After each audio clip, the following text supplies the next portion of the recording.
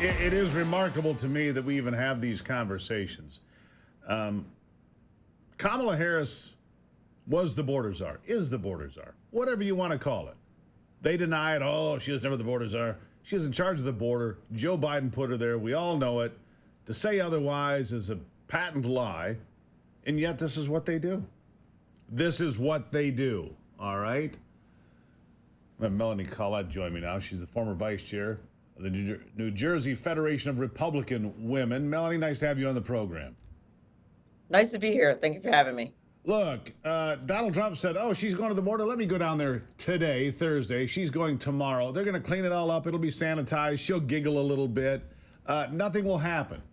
Small towns across America will continue to get pummeled with, all sorts of people that move in from 160 different countries around the world. But Venezuela, Haiti, and others seem to lead the list.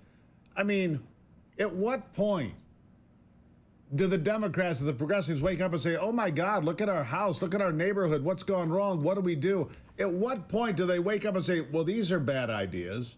What time? When? You would think they would, and I think it's kind of, unfortunately, the nature of humanity is that unless it's on your doorstep, then you start to get concerned. Many of the liberal elitists who believe that illegal immigration is a good idea live in places where these kinds of policies do not directly affect them. So of course they can afford to be super altruistic and think that, oh, kumbaya, we should just let everybody in because they're having a tough time in their country, when that's just not the reality of the way things work. So unfortunately, I think it's going to take this for more people to have direct negative experiences. I mean, you hear these people say things like, oh, well, the crime rate is much lower among illegal immigrants than it is among native born Americans, when that's a fallacy in reasoning. You're not reasoning at all, like Well, or they shouldn't be here at all. That's the point. First of all, I do not believe that statistic because I don't think that it's reported because they don't want to tell you the truth about that. That's number one. Number two, it doesn't matter if they committed crimes at a low rate. They shouldn't be here to commit any crimes. Any exactly. crimes. Right? Laken Exactly right. Riley and Ruby Garcia should be alive, and there are a whole lot of other women, American women, that have been brutally murdered. How many dead women is it going to take for America to wake up and say, hey, this has got to stop? And child rapes. Look what just happened in Nantucket. And I always say, about the four illegal migrants that have been charged, and of course, you're innocent until proven guilty. But there seems to be a pattern here, and anybody who does their homework and looks into the culture of the countries that these people come from, and I don't mean that these individual people are bad. What I am suggesting is that these third world countries that these people come from tend to be lawless lands where the bad actors don't really get punished when they do the things that they've come here to do. And the bottom line is, like you said, each individual person is important. The United States of America, our government is responsible for protecting each and every individual, not a low percentage, not allowing a low percentage rate of our citizens to be assaulted, raped, and murdered. That is not how it works. Every individual deserves safety. So if you have one person here, one criminal here who assaults an American citizen, then in my opinion, our government has failed. And that's the problem.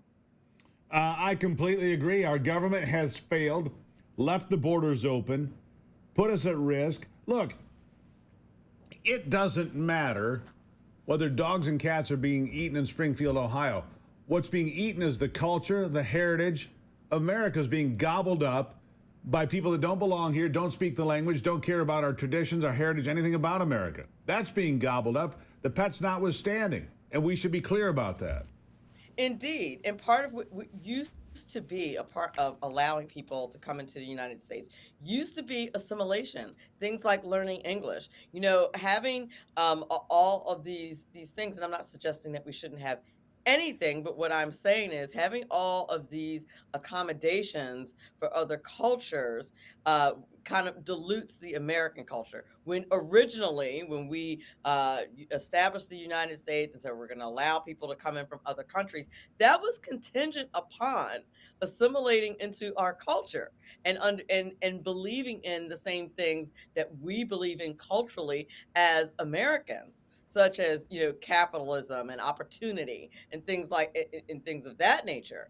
It was not intended for people to come here and still hang on to the beliefs of the countries that they came from. That is not how that was supposed to work. It never was. And there's a fundamental issue Right. with people not seeming to understand that. If things were so wonderful where you left, why'd you leave? Melanie, Listen, Collette, you nailed it. Greatly appreciate you being here. I'll give you the last word. no, I was going to say that I say that all the time because you do hear some elitists from other countries, in my opinion, saying things like, "Oh, well, this country is so wonderful," and I'm like, "Well, why are you here? Like, okay, you live very well in the country that you came from, but you came here because let's just be honest, it was significantly more safe because we have things like law and order here, and we Yeah. don't allow people from other countries to come here and ruin that."